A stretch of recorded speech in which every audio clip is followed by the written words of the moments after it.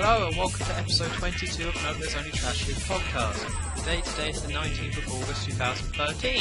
So, this is the first one in a good while that I'm recording by myself, unfortunately. It's a case of Cal's Crazy is an occasional guest. Most of the guests or the people I have on are occasional, apart from Mr. McLuckable, but there was a scheduling conflict. I was busy on Sunday when we usually record, so I was like, let's do it on Monday, but he was busy on Monday, so really I thought I might as well just do one by myself. I was considering delaying it because Gamescom is this week, so I apologise if there's certain topics I don't touch upon, but it's a case of I'm recording it Monday night in England, so any news that has been announced past that, and when this is uploaded, I won't be able to cover, but a few things have happened in the last week, so yeah, I hope you guys don't mind me being by myself discussing this, and it will be a shorter podcast because it's just me, there's no one to go back and forth with, but I don't know, I'm kind of excited to be doing one by myself because I used to do it before and I think they turned out okay. I'm not really too sure. I don't know if I was really that interesting enough. I mean, it's a bit vain, right, to record a podcast just you talking for an hour and being like, yeah, people can totally listen to me talk for an hour. It's definitely something worth listening to, something of quality, but I don't know why I'm saying this at the beginning of this podcast, because this is by myself. This is vain. Oh, I don't quite know. And also, I've just got back from the pub, so I've had 4 pints, and that's usually my limit when things start going wrong. So this is definitely going to be an interesting one. But also, so you guys know, definitely listen to last week's podcast with Cal's Crazy. That was a lot of fun. It always is with that guy. It's always interesting to... He's so passionate about Nintendo, and so am I, because I grew up on it. So it's always cool to be talking to someone who's, definitely up there with the same passion as I have with Nintendo. Probably more passion. And then also Joe will be back, or Mr. McLuckable will be back next week, because then we can record on Sunday, and, it was my fault. But anyway, let's get into it, and let's start off with gaming news. Wait, hold on. I didn't set it to record gaming news. So, no jingle this week. I apologise for that, but let's just get into it anyway. It's a quick podcast just covering some topics that happened. Right, so the big one, I would say the big one is Call of Duty Ghost multiplayer reveal. Of course, Call of Duty is the biggest franchise of all time by this point. And the multiplayer is the main reason people play. So when Call of Duty is like, here's our new next generation, brand new systems, brand new, more power behind it. This is our new multiplayer. This is what you're going to get your life sucked into. And it was a bit limp. I mean, if I'm being perfectly honest. Now, I didn't watch the live stream, but I watched a clip from the live stream, and wow, was that douchey. It was really embarrassing. Like, people hate the Call of Duty community because, any fan base is eventually hated by other people because fanboys are just really annoying and irritating. And I'm part of that fan base to some degree, but I can see why people hate the fan base as a whole. If that's who Activision are hiring to represent the thing, it's like, yeah, we're going to be playing some Call of Duty, just some wiggers, pretty much, I would have to say.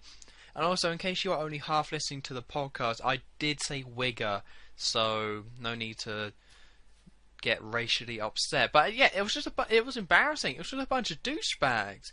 And then they brought out the elite players. I didn't watch all of it, by the way. I tried to watch I saw a clip where it was like Call of Duty Ghost first multiplayer match reveal or whatever. So I was like, okay, I'll watch this. And then there was like a 3-minute intro where there was these 2 douchebags being like, yeah, we're going to play some Call of Duty. And then it was like, let's bring out the Call of Duty elites. And then they just seemed like the worst people in the world. Like, it really put me off, Call of Duty, that. Because I loved the games. I really enjoyed the multiplayer and the campaign. If there was no campaigns to Call of Duty, I honestly wouldn't play them, because I think each of them is unique and interesting, and I enjoy them. They're well made. They're, Infinity Ward knows what they're doing. Treyarch comes up with some good ideas, so I wouldn't play it otherwise. But wow, those guys it was embarrassing. It was really embarrassing.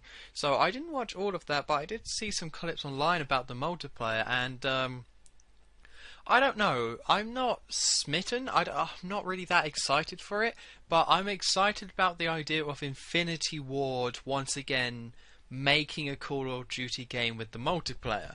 Because the problem is that Treyarch always has good ideas when it comes to campaign and setting, but with multiplayer they've been a bit all over the place. World at War had the advantage of being just the Call of Duty 4 engine in multiplayer, but with World War II setting, so they were just handed it on a plate, and it worked really well. And then Black Ops was just a slower version of Modern Warfare 2, which honestly I just wanted to play Battlefield instead. Black Ops 1 was really slow and just clunky.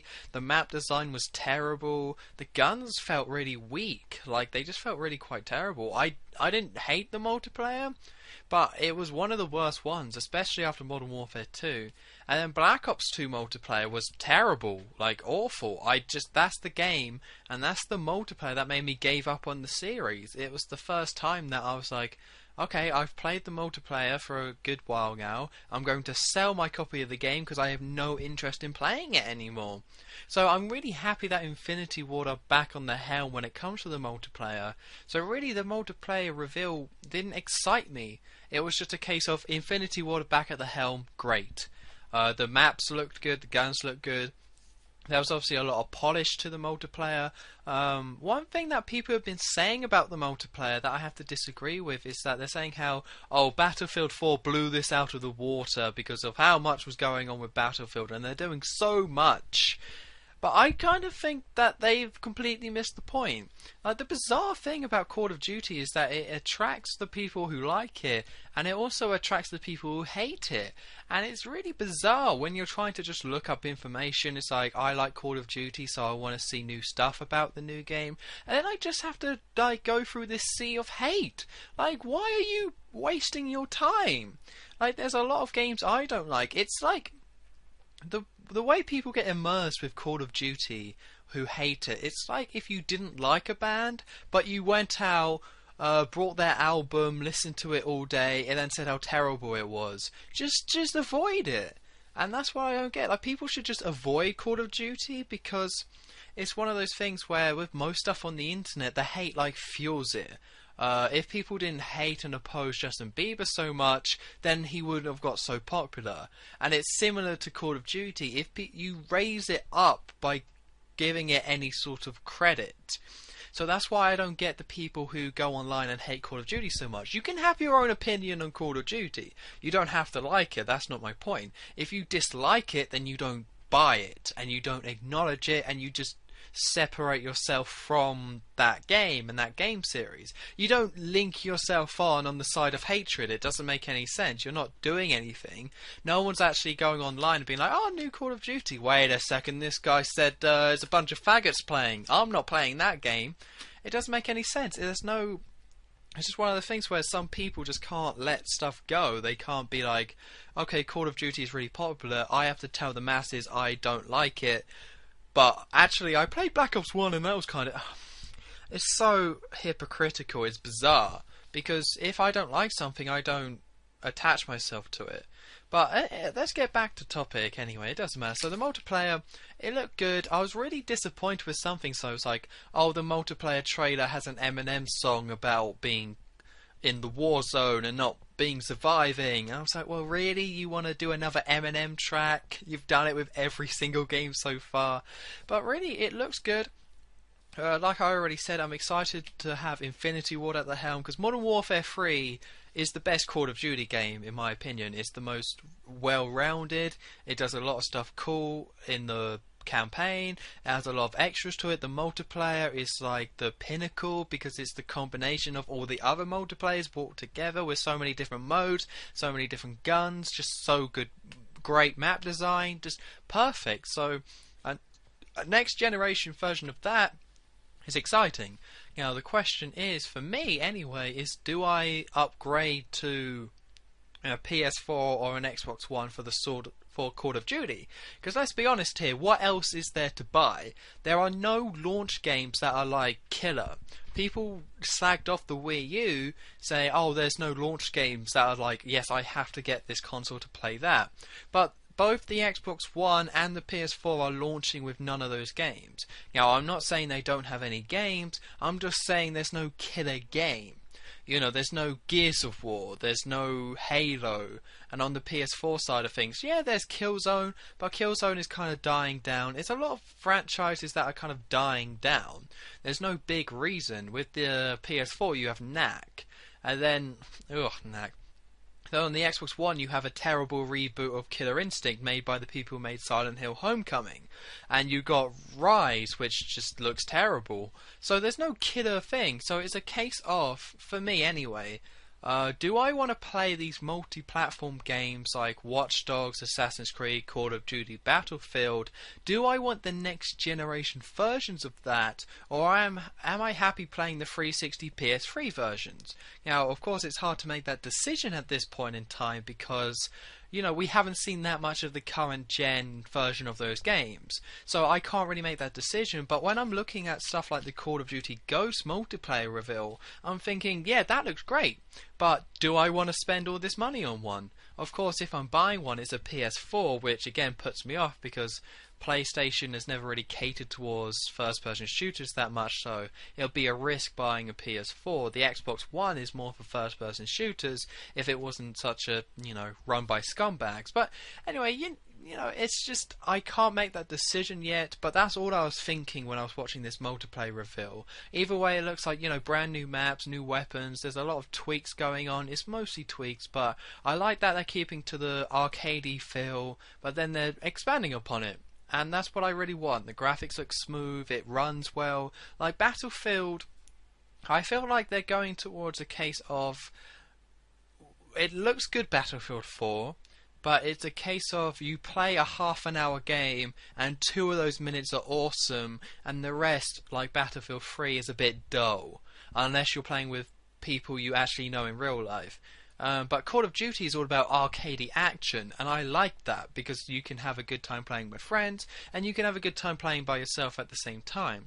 So I'm glad they're sticking to that sort of style. They're not messing with it because that's part of the appeal and that's part that make it energetic and frantic and fun to play. So a next gen version of that is okay by me, which is why I think Battlefield 4, yeah, they're doing a lot more technology wise, but first of all, Frostbite doesn't look good.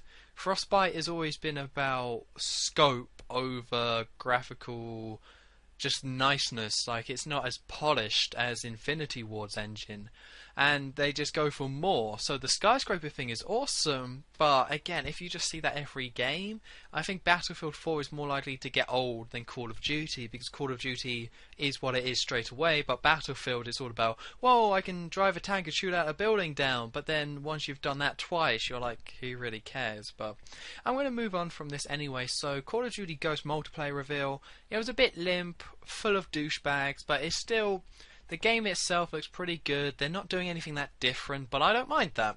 So I'm still excited to buy it. I don't know if I will because there's so much coming out this, you know, holiday season, but I'm definitely keeping an eye on it. Well, speaking of this holiday season, also another multiplayer reveal happened this week, which was with GTA 5. Now, I'm going to put this out there straight away. I'm still on the fence with GTA 5. I'm not fussed. I'm not a big GTA fan, and I think it's embarrassing that Red Dead Redemption is better than any GTA game, but GTA is the big series for Rockstar. But Red Dead Redemption is better. It's just better. I know some people would disagree, but I don't care. It's better. Red Dead Redemption has a better setting, better story, just better atmosphere. It's not trying to be this, it's not trendy in the same way GTA tries to be. So I know Rockstar makes great games, but I'm just not excited for GTA 5 because it's just more GTA. Oh, you can be 3 different playable characters. Oh yeah, that's okay. I know I'm coming across as hypocritical here, but the difference is with Call of Duty Ghost is that I like what is. So just more of that is okay. I'm not a massive fan of what GTA is. I think it's very uninteresting. They have good, there's a lot of effort behind it and they're enjoyable games, but Red Dead Redemption was so much better that it just pales in comparison compared to Red Dead. So with GTA 5 I will probably get it, I don't know, but either way with the multiplayer, my first thought that came to it, in case you don't know, they revealed the multiplayer, which is going to be GTA Grand Theft Auto Online, which is its own separate thing. It's separate from GTA 5, and actually launches October 1st, or at the beginning of October at least. So it doesn't actually come with the game. Instead, it's launched beforehand, and it's going for this whole persistent online world thing, which is the big thing and the big trendy thing. And apparently, a big feature of the Xbox One is that it can recreate persistent open worlds, but Rockstar are doing it already on the Xbox 360, which is a bit suspicious if you ask me, and makes me think maybe Microsoft are a bit lying when it says that the Xbox One, a big feature is, persistent online worlds, if that's already happening. I don't know. Leave it to Rockstar, I guess, is that case. But I don't know, I can't get excited about it because it's pretty much GTA 4's multiplayer, just expanded, but the thing that's off-putting is that there's too much to do. There's too much to do. It's a playground. You jump on with friends and you do whatever you want, which is fine, but I think you need some sort of linearity to know, to get into it. How can you really get into a game when there's no goals or anything like that, when there's nothing to aim for? Yeah, there's a reputation system, so when you level up you do that, but apart from just pissing around a bit, I can't see getting that sucked into the multiplayer. I know it's going to be good, and more options and a big open world and having a persistent online world where they update it regularly, that's good. I can't say that's a negative thing. But just for me personally, jumping online with friends to play that, I'm only going to do that once or twice. It's nothing I'm going to come back to. And again, with Call of Duty, with the arcadey design of it, it's something you can come back to. And that's what defines a really, a good multiplayer game with good ideas to a brilliant multiplayer game that you just can't put down. You need reasons to come back to it. You need like a leveling up system. You need it to be repetitive. You need certain goals. But with GTA, it seems like, you can do all this, so much stuff. But then at that point it's like, just play Minecraft. So I guess if you're someone who likes this openness to it, then GTA 5 is right up your alley. But for me personally, I can't get excited because I pretty much expected it to be like that anyway, right? Like GTA 4, the multiplayer, with friends, you just ran around the city and you could do death matches if you want, and it's just an expanded version of that. But then it doesn't have the same interesting setting that Red Dead Redemption had, because it was cool going online and being a cowboy with your mates. It sounds lame, but it was really cool. So it's a bit like, okay, GTA 5 is a good game. I know it's going to be good. It's going to get 10 out of 10 everywhere. Okay, I'm still not going to buy it. I'm just still not convinced, but so anyone who's really into GTA and wants to play with mates and piss around, GTA 5 is definitely catering towards you. As for me personally, I'm okay, thanks. I mean, I'm glad they're expanding upon it, but I'm good. Right, so let's go with a bizarre piece of news that I don't quite get. It's something... Konami has been a company who used to be massive. They used to be big. Silent Hill, Metal Gear Solid, and then they just faded away a little bit, but not completely. So they still have the Castlevania series. And recently on the 3DS they released Castlevania Lords of Shadow Mirror of Fate, which was an exclusive game for the 3DS, which was a sequel to Lords of Shadow, with the Lords of Shadow series is a reboot of Castlevania, but it's been mediocre reviews, it's meant to be mediocre, so they made this, the second game was called Mirrors of Fate and came out on the 3DS. Now, they just announced that they're porting it over to PS3 and 360, possibly PC, probably not Vita, so just PS3 and 360 at this point, on October 31st in HD. But I honestly can't wrap my head around this because it didn't get that good reviews. It got, again, mediocre reviews. The Lord of Shadow series has got very mediocre reviews, and I don't think it's sold that well. So I don't quite get the understanding behind this. They made this exclusive 3DS game, which, by the way, it's a 2D game, but it's supposed to both go back to the original Castlevania, and by the way, when I say originals, I mean Sympathy of the Night, but also have the same mentality of Lords of Shadow game, which was generic, standard, hack and slash gameplay. So it's somewhere in between those two, which is why I got lukewarm reviews, but I don't get it. I don't get how many Castlevania fans are really out there at this point. I mean, I'm sure there's a ton of people who would say Castlevania 1 is awesome, Castlevania Symphony of the Night is great, but who's out there like, oh, I really want to play Lords of Shadow Mirror of Fate, but I don't have a 3DS, if only there was some sort of HD port? I don't think those people exist. It's just a series that is slowly fading away, and it's going to be gone soon. Just Konami doesn't have that much left to really milk, so they're just milking this one a bit further. I mean, Kojima is the only reason that Metal Gear still exists, and because the games are actually good. And then Silent Hill, they let sink into mediocrity. They just let it sink into just despair and just being terrible. So I don't know. The first thing I thought of here is that they're trying to do a Revelations. You know, Capcom made Resident Evil 6 that didn't do too well, or not as well as they thought, so Capcom had to reassess.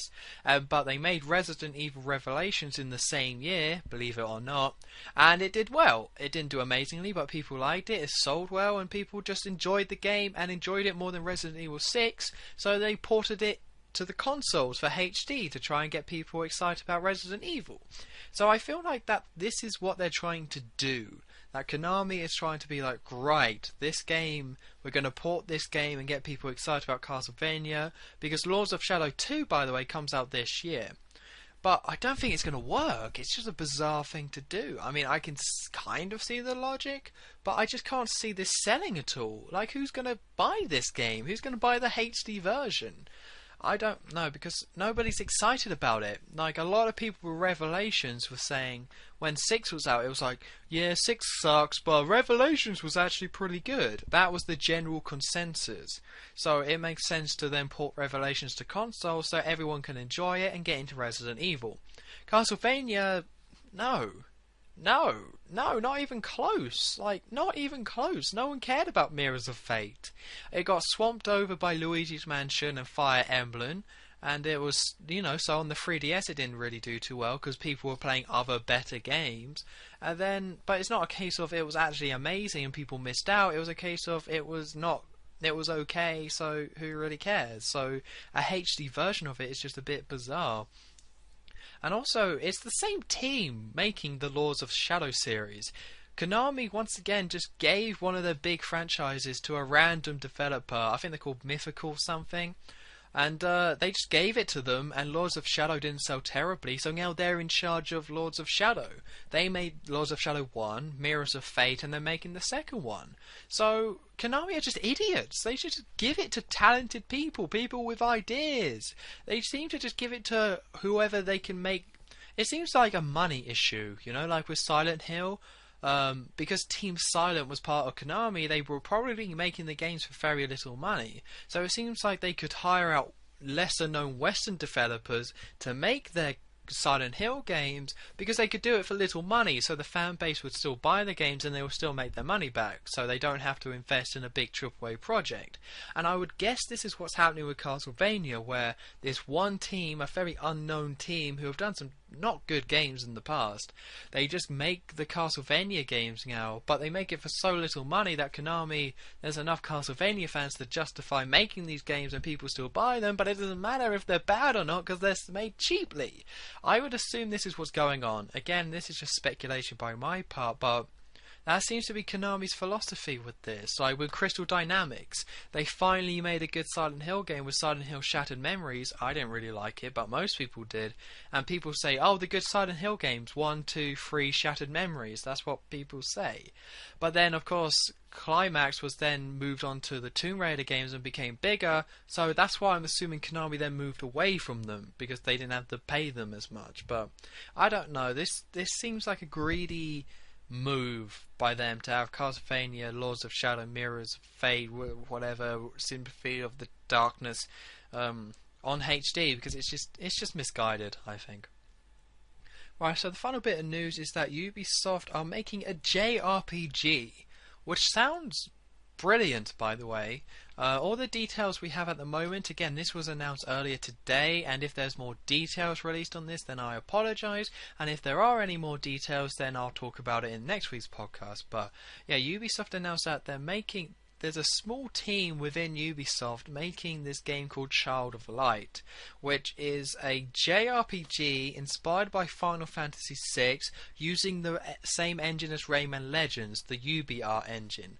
So what it means is that they're going to try and make this deep RPG, but they're able to create beautiful kind of graphics. Like, whether you like Rayman Origins or Rayman Legends, you can't deny the graphics aren't great. So just imagine those graphics, but more dictated towards a more serious, deeper JRPG experience, and you've got Child of Light. Now, this sounds amazing. This sounds really cool. I really don't like the fact that you said Final Fantasy VI, because I hate that game. I think it's terrible. I know I'm the only one. I loved Chrono Trigger. When I Let's Played Chrono Trigger, really enjoyed it. Like, probably the best JRPG out there. I can't think of any better. Final Fantasy VI, on the other hand, or Final Fantasy III over here, I brought it on the Virtual Console, played 2 hours of it, and I have no desire to play it. It's terrible. The graphics are horrible. The story's like all over the place. The combat system is okay, and then it doesn't guide you in any way. The puzzles, the way you figure stuff out, the way events occur, it's just horrible. I think it's a mess. But I can, with those sensibilities, because most of the problems with that game that I had is the fact that Square Enix are just a bunch of assholes who make games in a very...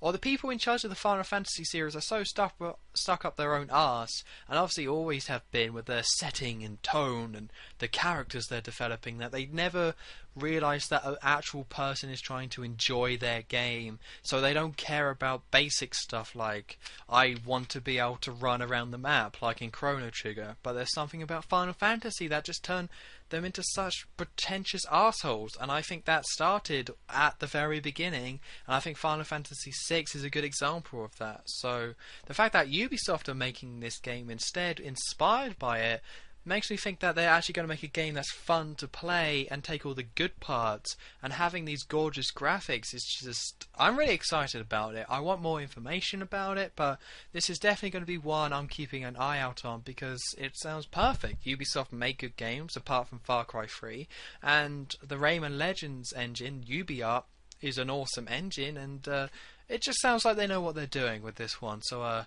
yeah, it's definitely one to keep an eye on. Right, so to end of the podcast, let's go through the games coming out this week. We got Splinter Cell Blacklist, Wonderful 101, and Saints Row 4, all coming out on Friday the 23rd of August. Now, I had to make a decision this week, because Rayman Legends comes out on the 30th of August, and then the week before, this Friday, Wonderful 101 and Blacklist. I had to make a decision which one to get, and that was tough. That was really tough, because I really like Splinter Cell, great games. Blacklist, great reviews for Blacklist. It's meant to be a combination of Chaos Theory and Conviction, both great games, so a combination of the two looks awesome. It's another Wii U game, even though there's like a lot to it, great reviews.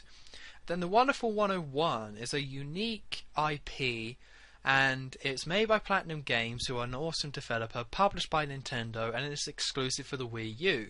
So I had to make a decision which one to get. Do I get Splinter Cell, or do I get Wonderful 101? I got Wonderful 101. Well, when I say I've got it, I pre-ordered it. So I pre-ordered it to arrive on the day, so on the Friday, and by the time... You know, I'll talk about Wonderful 101 more because I would have played it by the time the next podcast comes out and for the next podcast, but that's the one I got because everyone likes to say, like, oh, people like to think like they support companies with their wallet when they really don't. They just don't. Oh yeah, they gave $5 to a Kickstarter thing, but it's one of those things where Splinter Cell Blacklist looks great, but I can get it later down the road for cheaper. But I've got to support a game like Wonderful 101. I've just got to support it. Now, again, it's very stupid. Not again. I always like to say that, like I'm making the same wonderful points all over again. But with this sort of thing, it's like, of course, I should be making a personal decision which one would I like to play more. But it's a case of they're both meant to be great. I played the demo of Wonderful 101, had a really good time with it. Splinter Cell Blacklist, I know it looks great by the gameplay, so I knew I would enjoy both. So it became like a moral issue. Which one do I play, or which one do I buy, because now I have to buy one, because I can always buy the other one later down the road, but which one do I support at launch? So I had to go Wonderful 101 to both support Wii U exclusive, Platinum Games, and Nintendo, and unique new IPs. You know, you gotta go that way. Like, Splinter Cell Blacklist deserves me buying it, but you gotta go unique IPs, because most people's like, whoa, a new IP, I will definitely buy this, and then they don't, because no one buys the new IPs. That's how it works. People buy sequels, and then people complain, so, oh, all we get is sequels. It's like, yeah, well, stop buying the sequels then. People really don't talk with their wallet. So this is me talking with my wallet, but again, I'm getting a game I really want. It looks great. I want both games. They look really cool, but yeah, Wonderful 101, so let's just hope I don't regret that decision. I probably will, but and also Saints Row 4, which looks dumb. Sorry, like, I know that's their whole thing, Saints Row. It's a really stupid, wacky word, but it looks too dumb. It just doesn't look enjoyable. It looks more like Mass Effect than anything good. So I'm not going to buy a game for a few cheap jokes. And also Saints Row, again, it's an open world game, and I'm a bit fishy. I'm a bit on the fence with open world games. They can either be really dull and repetitive, or they can be really awesome and well done. And Saints Row has never really grabbed my attention, so I will be ignoring that one.